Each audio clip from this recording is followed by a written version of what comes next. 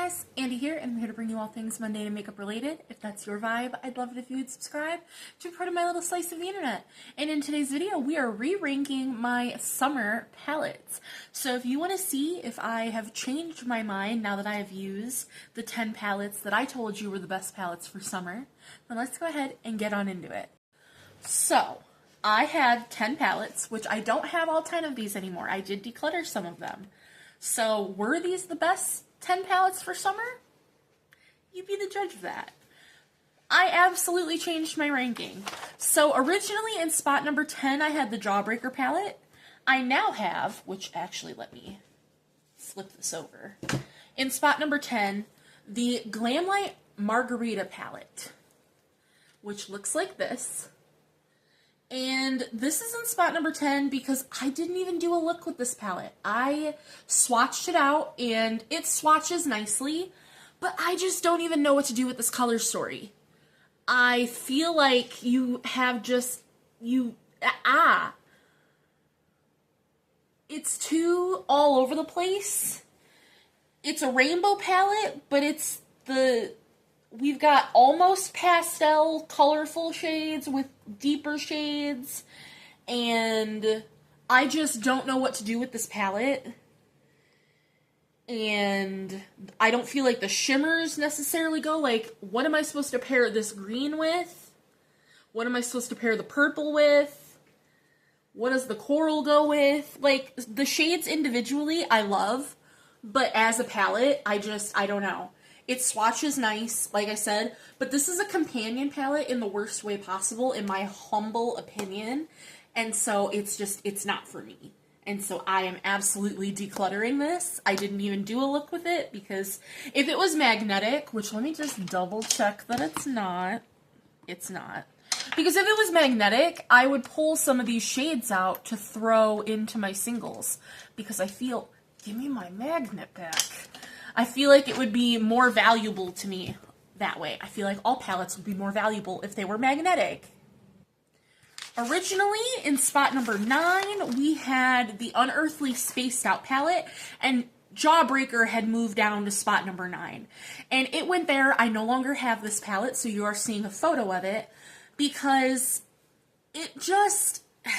So let me go to my review of it. So I did 2 looks with this palette. My first look, I only used 2 shades because I used it in a palette bingo. And they were pretty and blendable, and they were pigmented. They ended up staining my fingers, but they were, at the same time, chalky, and there was so much kick up. My second look, the white shade that I used was great. Oh, I ended up doing 3 looks with this palette, so my second look, I only used that shade. So, that shade was great. The third look, I used a whole bunch of shades. Now, the mattes that I used, again, they were chalky, they were powdery. Like, they were still kind of pigmented, but it just took a lot of layers to get them to do what I wanted them to do. And the shimmers in this palette were so thick, and not like the Jeffree Star formula that I know. Peep the mug. I think in a previous video I already showed you guys this new mug, but I'm filming these on the same day.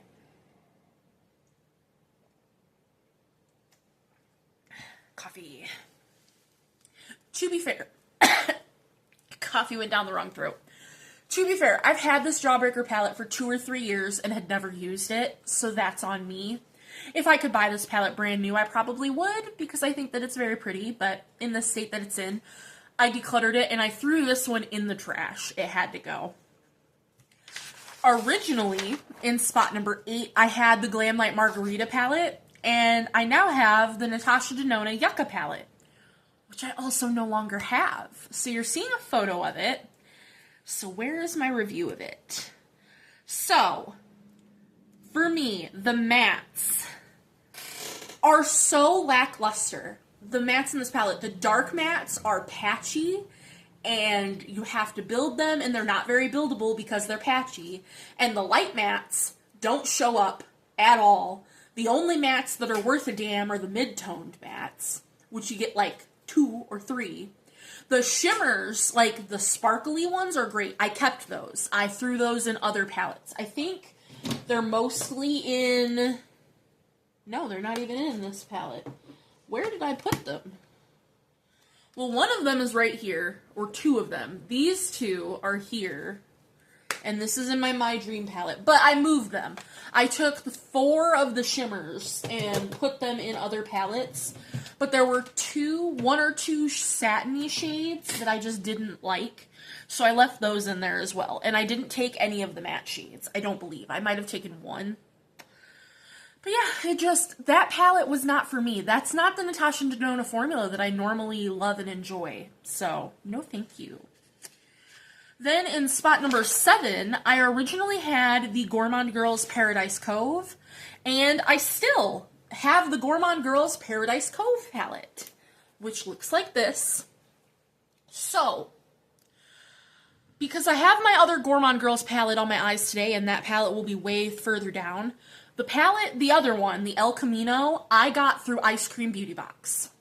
This one I bought directly from Ladybug Glow's website, and this one it's the same collab. Because so when you do palettes on Ice Cream Beauty, you can pay extra to get both, and I didn't. Because I was like, I don't need this palette. I just got the El Camino palette. Well, then I felt like I was missing out. So I went on Ladybug Glow's website when they were closing, because they're on a hiatus right now, and I bought this palette at a discount. This palette feels disgusting. Like, it feels so chalky and, like, it's almost, like, gritty, the mattes.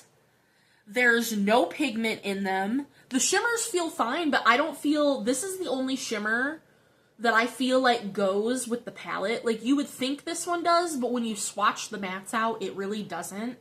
And this palette just feels horrible and disgusting. So I did not do a look with this palette either, which maybe I should have moved this up on the list, but it's in spot number 7, which is where it stays, because I do like the color story. But I didn't do a look with this one either, because I was not going to put this horrendous formula on my eyes, and I'm tossing this palette as well. So that is going to go. In spot number 6, I originally had the Jeffree Star Thirsty palette. And I now have the ColourPop High Tide palette, which I no longer have, so you're seeing a photo. I ended up getting a new palette, which here I can show you, because I thought I would never declutter this High Tide palette, because I love teals. But I got this Give Me Glow Mystical Gardens palette, and it has this quad of teals. So I just didn't need that High Tide palette anymore, which is why I decluttered it. That's the only reason, because it was beautiful. I ended up doing 2 looks with the palette. The first look, I only used 1 shade, and it was a beautiful matte. The second look, I ended up using the rest of the palette, and the only shade that I had issue with was the darkest shade in the palette. It was a little patchy. Everything else, beautiful. But like I said, the only reason I decluttered it and it's gone is because I've had it. I've had that palette since it originally came out, and it's been discontinued, which is a blasphemy. But I got that new palette, so I just don't need it. In spot number 5, I originally had the High Tide palette, and I now have the Glamlite Barbie Dream Summer palette. Which, this is beautiful! Look at this guy! I love it. I would love to be able to get this TJ Maxx sticker off, but I digress. I think, so that's right here. I ended up doing 2 looks with this. The first look, I used more of the pinky purples. Gorgeous. The second look, I ended up using this row here, which I went into it thinking it was going to be ugly, but it was beautiful. I don't think it pairs with the rest of the palette, but on its own, it's gorgeous. These mattes are blendable, buttery smooth, and gorgeous, and these are like the squishy, almost like ColourPop Super Shock shimmers. They're beautiful. Love them. And Barbie is just really nostalgic for me. I grew up with Barbies. I did transition into Bratz dolls, but like, I had Barbies for many years. So, very much loved this. I do want a No Pan Left Behind it at some point, but I do love the palette. Very, very gorgeous to me. In spot number 4, right, we originally had the Yucca palette, because I thought I loved it. And now I have the El Camino palette, which is what's on my eyes today, and I think I represented the palette color story very nicely. I do have a hot, juicy pan in this palette, which is one of the reasons I think I'm a little biased on how much I like this palette. But I used this pink, and the gray today, as well as these two shimmers, and it's beautiful. My only complaint is that the shimmers, at least these two, are more that flaky texture, which I don't love the more textured shimmers, but they are still absolutely stunning. I prefer those over this, like, satiny shimmer. But these mattes are buttery smooth, almost velvety smooth, and they're gorgeous, and they're pigmented. The only shade in here that, like, isn't really pigmented is this, like, cornflower blue. Everything else is, like, beyond pigmented, which is why I don't understand. I got this one. It's still Gourmande Girls and Ladybug Glow. It's the other palette. What's so different between this one and the Paradise Cove? But love it. Love it so much. I have a huge pan in it. In spot number 3, we originally had the Barbie Dream Summer palette, and now I have my Unearthly Spaced Out, which I have no pan left behind this palette because it was in another project. I love every shade except these two. I don't think Unearthly can do a blue matte to save their life because every palette I have from them that has a blue matte sucks. So this is crap. And then this pink shimmer is just, I'm not going to do swatches really, but it's just lackluster. Like, you can barely see this is the issue. The shift in it, because it's got like a peachy shift, is beautiful, but it's just not very impactful on the eyes is the issue. But the other 3 mattes, gorgeous. The other 3 shimmers, gorgeous. I really love this shade Cool Beans. It's like an espresso shade, which I don't really have in my collection, and really enjoy it. Very, very nice. Put that back in my completed products bin. In spot number 2, we originally had the El Camino palette, which it did move down a little, but that's because we now have the Thirsty palette in spot number 2. I ended up using this for a full face. I used these as blush. I used this shade and this shade as bronzer.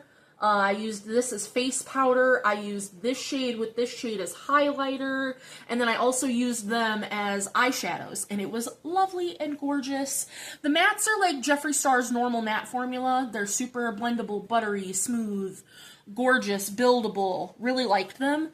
But the thing that sets the Thirsty palette apart from any other Jeffree Star palette you might have are these shimmers. And they're almost, if you can see here, see, and that doesn't do it justice. Let me see if I can get to what it would kind of look like on the eye. Like, on your eye, at least the way it looked to me, and what I really liked about it, it almost gives like this scattered light effect, because they're not really shimmers, they're not really glitters, they're not satins either, they're like something in between all of those formulas, and they're so beautiful. Like, I really enjoyed the shimmers in this, which is why it's ranked where it is, because I'm upset he's never done that formula again. And it's because so many people didn't enjoy it. But I did. And in spot number 1, we originally had the Don't Be Jelly. And it's still the Don't Be Jelly. I love this palette. This is my very first Unearthly palette. It's what got me into the brand. The only shade that I don't enjoy is this blue. Every other shade in the palette is stunning. The mattes are beautiful. These shimmers are to die for. This blue just sucks. But this blue is better than the blue in the Spaced Out palette. This blue is better. This blue is just a little patchy. That blue is patchy and not blendable. So, I still stand by, I think, at least color story-wise, all of the palettes I had picked out were good palettes for summer. I just, execution-wise, they weren't all great palettes usable. And that's okay. I look forward to showing you guys the palettes I've picked out for fall, because some are just fall in color story, and most of them are like spooky, because as you can see, we're spooky. I am so ready for spooky season. I have 2 horror-themed projects that'll be starting in October, and I'm so ready. But that is going to do it for my review, my revamp of my summer-themed palettes. I hope you guys enjoyed, and I'll see you in the next one. Bye, guys!